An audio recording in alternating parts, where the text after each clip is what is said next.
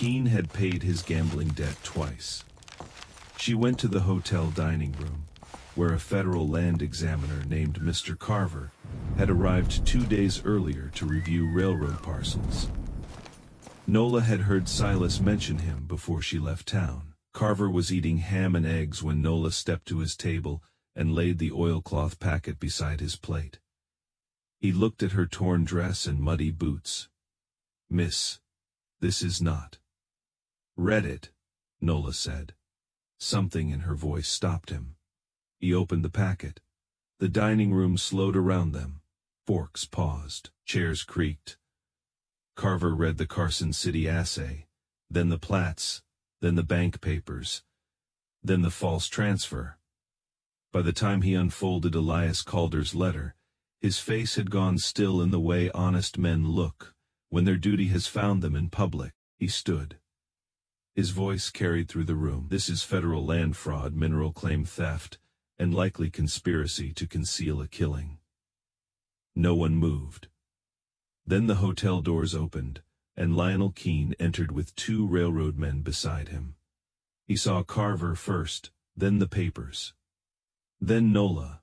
For one breath, the whole town watched his face fight itself. The kindness dropped away. The polished confidence went after it. What remained was not power. It was fear with good tailoring. Keene reached for the packet. Carver moved it behind him. "I would advise you not to touch federal evidence," he said. The words landed harder than any shout. Keene looked around the dining room, searching for the old Mercy Ridge. The one that lowered its eyes. The one that laughed at whoever he selected. The one that believed paper because his name was on it. But the Ward family stood near the door. Silas Broom stood beside the stove. Mr. Pell, pale as flour, had come in from the county office. The porch men were there too, suddenly fascinated by justice, now that it had found a safer target. Keene's gaze returned to Nola. "You don't know what you've started," he said. Nola looked at the papers, then at the man who had tried to buy her only piece of earth for $5. "Yes," she said. "I do." The first marshal arrived 6 days later. 2 more came by rail the week after. They sealed Keene's office, seized the assay books, and opened the county records under federal order. What they found spread through Mercy Ridge like fire through dry grass. Calder had not been the only one. Over 19 years, claims had failed. Debts had appeared, deeds had shifted, and men without families had vanished from paper before anyone thought to ask where their land had gone. Keene had not built his power from one stolen mine. He had built it from a system of quiet theft, each fraud small enough to look ordinary, until Black Larch gave them the shape of a pattern. That was the late weight of the proof. Not one grave. A ledger of them. By September, Lionel Keene was gone from Mercy Ridge in irons. His bank closed. His ore scales were taken down. Men who had once tipped hats to him now swore. They had always suspected something, though Nola noticed they said it softly when Silas was near. Black Larch belonged to her by clean title. So did the adjoining parcels Calder had bought, and Keene had tried to bury under false ink. Offers came from Virginia City, then San Francisco. Then men in suits arrived with contracts, folded in leather cases, speaking gently about partnership, safety, expansion, and sums of money large enough to make Nola's future open like a door. She listened to all of them. Then she said no, not because the silver meant nothing.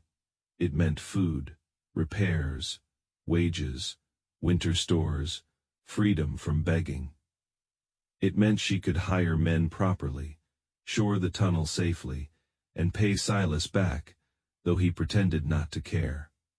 But Black Larch was not only a mine, it was a witness. On the last warm evening of the season, Nola climbed to the entrance with Juniper trailing behind her. The storm had cut new lines down the slope, but wildflowers had started in the broken dirt, small yellow faces rising between stones that had once sealed a murder. She carried Elias Calder's letter in a new tin box along with copies of the assay and the plats. The originals were held in Carson City now, safe beyond Mercy Ridge hands. Nola knelt inside the locust frame and placed the copies back in the chamber. Silas watched from the entrance. "You sure?" Nola looked at the dark stone, the careful posts, the wall a dead man had built because he knew greed would outlive him. "He trusted the hill," she said. "I won't be the one to make it empty." She closed the box. For a long moment she rested her palm against the rock. It was cool and steady beneath her hand. Not kind, not cruel, just patient. Her father had taught her that rock held memory. Elias Calder had proved it. Lionel Keene had feared it.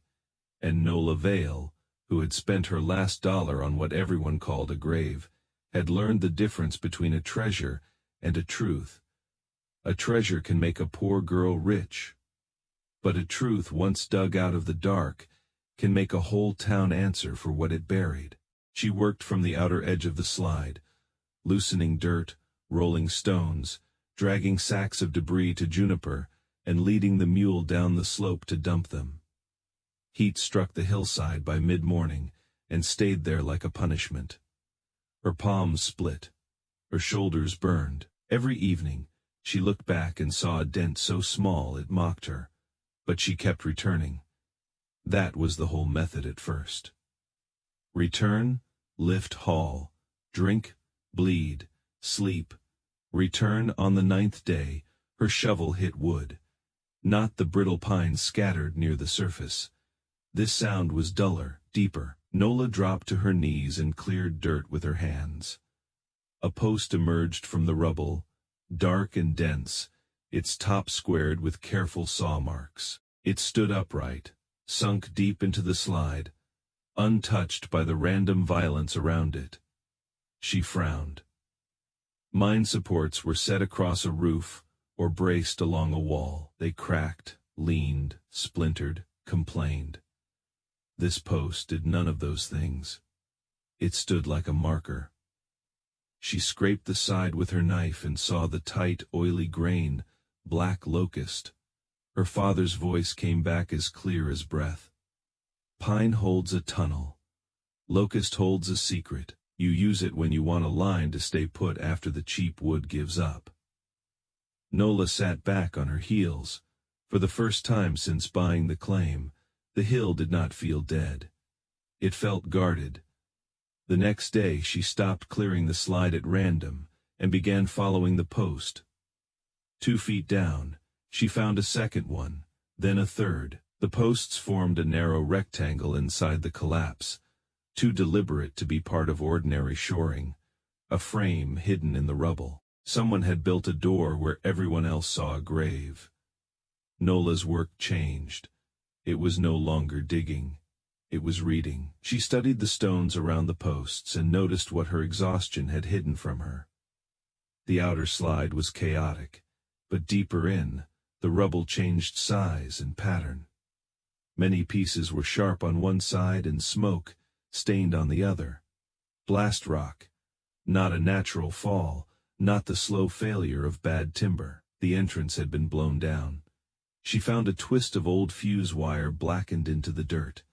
That night, with the fuse wire in her lap and the wind moving over the ridge, Nola understood why Lionel Keene had offered $5 for a worthless deed. Black Larch had not collapsed. It had been sealed. After that, every sound carried farther.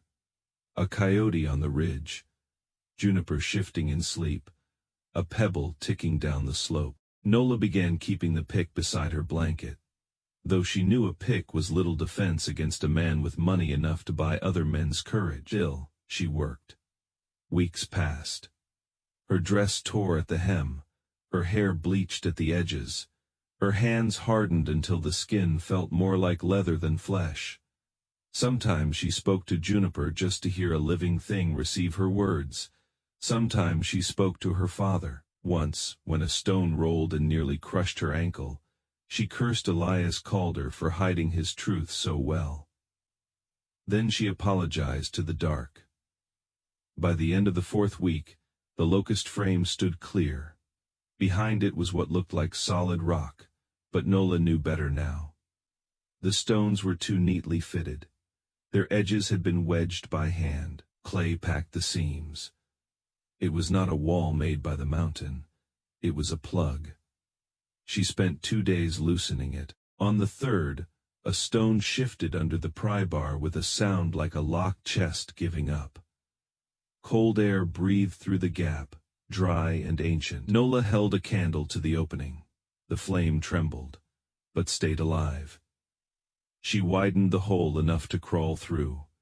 Inside was a chamber, no bigger than a pantry, cut cleanly into the harder rock beyond the adit. The air tasted of mineral dust and old metal. In the center of the floor sat a rectangular iron box, dark with age, its handle wrapped in rotted leather. Nola knelt. The lid was not locked. Inside, under a layer of folded canvas, lay silver ore so rich it shone like torn moonlight in the candle flame. Not scattered flakes, not wishful dust. Heavy pieces veined bright and thick, enough to make every laugh in Mercy Ridge choke in the throat. But the ore was not what made Nola's hands shake. Beneath it were papers wrapped in oilcloth. She unfolded them on the stone floor. The first was an assay certificate from Carson City, stamped and signed by a firm that had no reason to protect a Mercy Ridge lie. The figures were written in a precise hand: silver per ton gold trace, lead content extraction estimate. Nola knew enough to understand the truth before she understood all the numbers. Black Larch had been rich. Not decent, not promising. Rich. The second packet held survey plats, showing Elias Calder had purchased 3 adjoining parcels in the months before he vanished. The third held copies of loan papers issued through Lionel Keene's bank, each one tightening around Calder's land like a noose. The fourth was a deed of transfer, unsigned by Calder but recorded anyway, moving the claim to a holding company, whose owner was written in a lawyer's elegant hand, L. Keene. At the bottom of the box was a letter. The ink had browned, but the words remained sharp. To my sister Ruth, if this reaches you, I was not taken by bad ground. I found the lower vein on the 9th of May. Keene learned of it through the local assay room before I could send my own samples west. He offered me a thief's price, and said a man alone should not argue with a town that owes him money. I have hidden the certificates, the plats, and the true samples behind the locust frame. If I disappear, do not let them call it accident. The proof is in the hill, because the hill is the only witness he cannot bribe. Elias Calder. Nola read the last line twice. The hill is the only witness he cannot bribe. For 27 years, Mercy Ridge had laughed at a dead man and called his mine a grave. For 27 years, Keene had owned the town's fear, its debts, its silence, and nearly every official book that might have told the truth. But he had not owned the hill. A sound cracked outside. Thunder. Nola crawled from the chamber with the papers under her coat just as the sky broke open. Rain hit the ridge like thrown gravel in minutes. The dry slope turned black and slick. Water rushed through the trench she had cut, and began chewing at the loose dirt around the cleared entrance. Mud slid over her boots. Pebbles rattled down. The work of a month began to move. No, she breathed. She grabbed the shovel and dug a runnel to turn the water away. Mud sucked at the blade. Rain blinded her. Lightning whitened the whole hillside, and in that flash she saw the locust frame shudder under the pressure of the slope. If the entrance collapsed again, the chamber might be sealed for another generation. Or forever. Nola dug harder. Then, beneath the storm, she heard a scream. She turned. Down the trail, a freight wagon had gone sideways near the wash. One rear wheel had shattered. A horse thrashed in the harness. A man struggled in the mud. A woman clutched a child beneath a soaked blanket. Nola looked back at the mine. The water was rising. The papers under her coat felt like a second heartbeat. Another scream came from the wagon. Nola left the shovel where it stood, and ran. She slid more than climbed down the slope, hit the track on one knee, and pushed herself up. The man's hands were bloody from the broken harness buckle. The woman's face was white with terror. The child in her arms burned with fever and shook so hard the blanket trembled. "This way," Nola shouted. "There's shelter above." The man stared toward the mine. "That place? It's better than dying in the wash." Together they freed the horse, dragged the family's trunk clear, and climbed through mud toward the overhang by the mine. Nola gave the child her dry flour sack to keep rain off his face. She wrapped him in her own blanket. She used the last of her coffee to warm the parents, and tore a strip from her petticoat to bind the man's hand. All night, the storm worked at the ridge. Water poured past the mine entrance. Small slides broke loose and thundered down the slope. Nola sat with the sick child propped against her shoulder, listening to the hill try to swallow the proof again. By dawn, the rain thinned. The child's fever had eased. His mother, Helen Ward, took Nola's hands in both of hers and looked at the torn palms, the mud under the nails, the blood where skin had split open. "We heard people say you were mad to be up here," Helen whispered. Nola glanced toward the mine. "Maybe I was." Helen shook her head. "Mad people don't run away from fortune to save strangers." The Ward family made it back to town by noon. Their story arrived before Nola did. By the time she walked into Mercy Ridge, covered in dried mud with the oilcloth packet buttoned beneath her coat, the porchmen were not laughing. The livery boy stopped sweeping. The storekeeper came to the door. Even Mr. Pell looked up from the county window with his mouth partly open. Nola did not go to the sheriff. The clerk laughed when Nola Vale slid her last silver dollar across the counter. In Mercy Ridge, Nevada, in the summer of 1881, $1 could buy a plate of beans, a night on a boarding house floor, or a little mercy from a man who still had some left. But Nola did not buy mercy. She bought a collapsed mine. The paper called it the Black Larch Claim. The town called it Calder's Grave. It had been sealed by a rockfall, 27 years earlier, after an old miner vanished inside, and left behind nothing but a rumor. A debt, and a warning children repeated when they dared each other near the ridge. Nobody wanted it.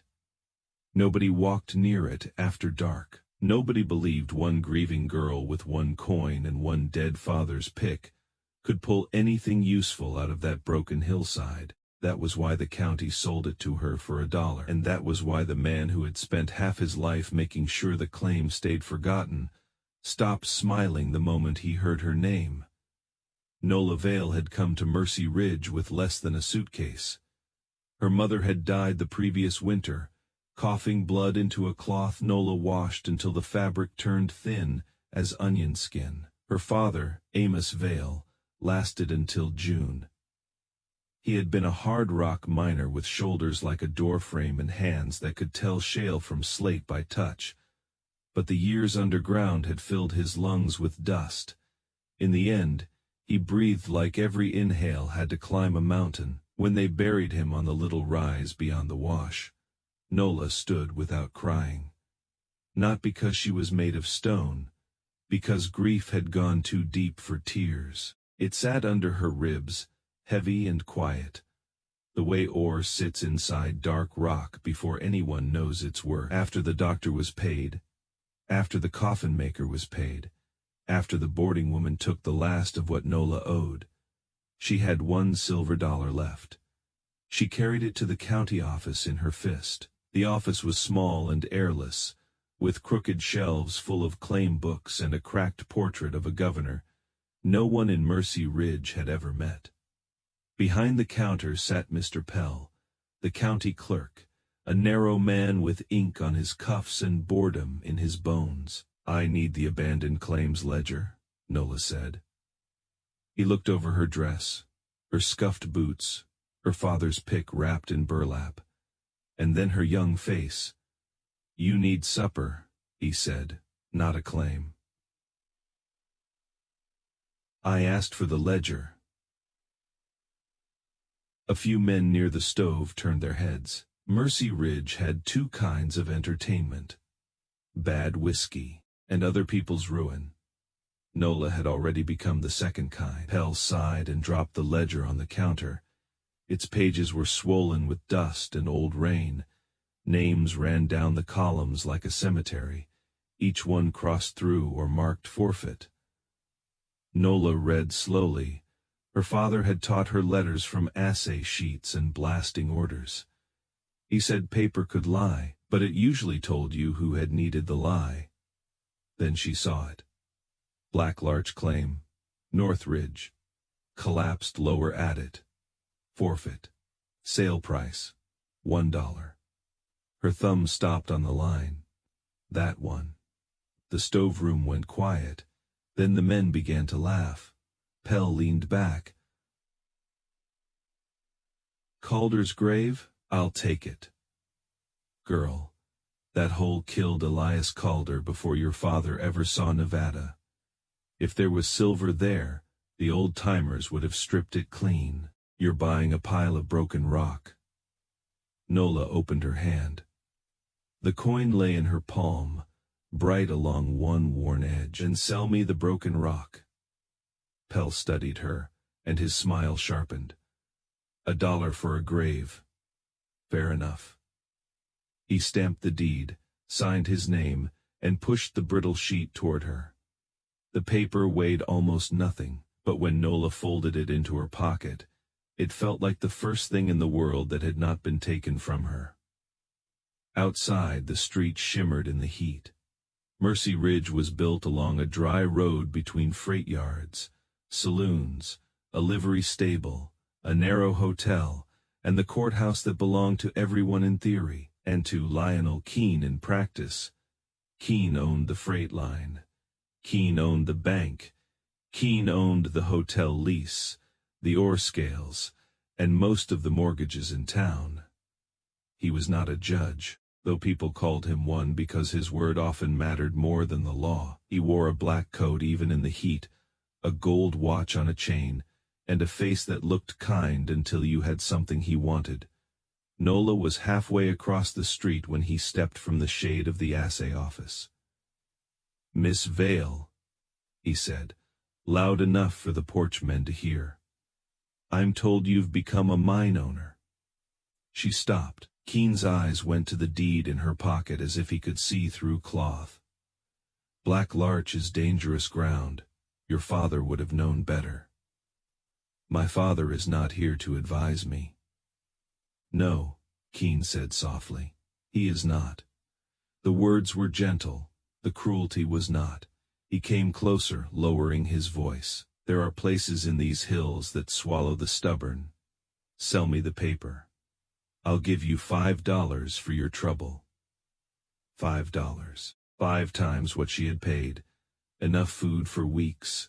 Enough to leave Mercy Ridge. Behind him, the men on the porch waited to see what hunger would do.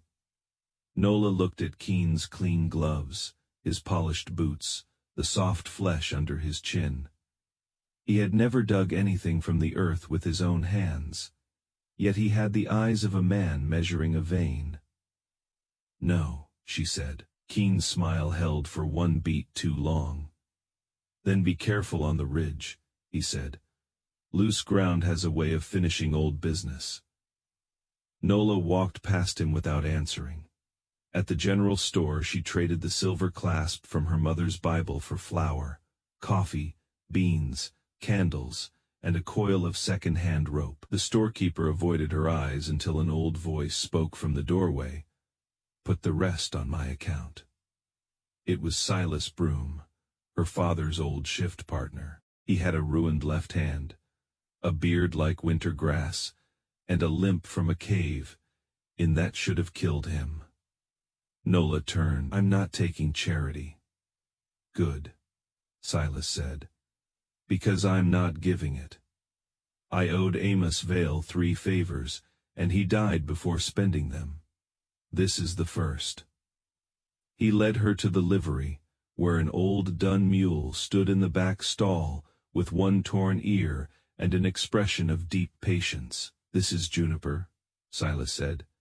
She's slow, stubborn, and smarter than most men who think they aren't. The mule blinked at Nola as if accepting her in advance.